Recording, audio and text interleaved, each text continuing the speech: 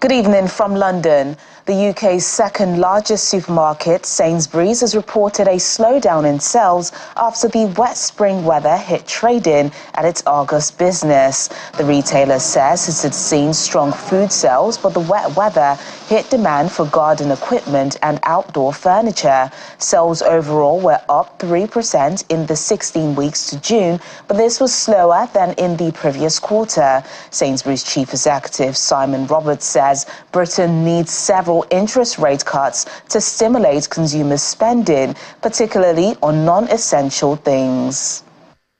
Inflation in the Eurozone slowed slightly last month, falling to 2.5% from 2.6% in May, amid declining energy prices. Official figures from Eurostat show that core inflation was unchanged at 2.9%, as services inflation remained stubbornly high at 4.1%. It had been predicted to fall to 2.8%. Overall, slowing price rises in the 20 countries that share the euro will provide some relief for the European Central Bank.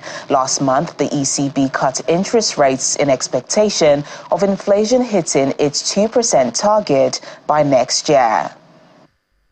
Ryanair has recorded its busiest month in terms of passenger numbers. The Dublin-based airline says 19.3 million passengers booked tickets for its flights in June.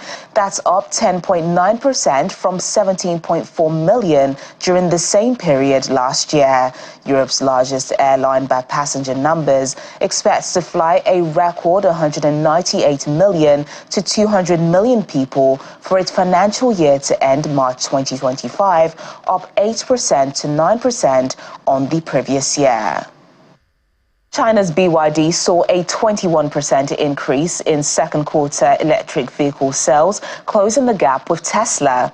China's best-selling car brand sold nearly 1 million models over the period, solidifying a rebound after a slow start to the year that saw its US rival overtake it as the world's top-selling electric car maker.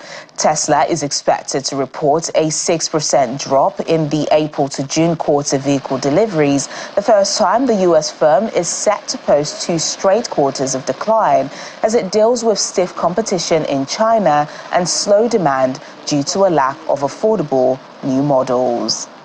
And those are your main stories from London at Close of Business.